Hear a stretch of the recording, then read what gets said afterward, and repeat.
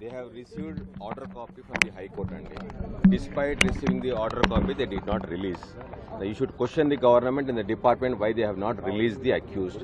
High Court order is very specific that forthwith the moment you receive the order, you have to release NSC. Despite clear order, they did not release. Now they have to answer. Unnadandi. That is. We have to take further steps and legally what is permissible, we will take. Sir, what is the kind of, are we going to initiate any legal action? Yes, definitely. This is an illegal arrest, illegal detention. We will take legal steps. Okay. But as of now, he has left from the. Yes, he has been released.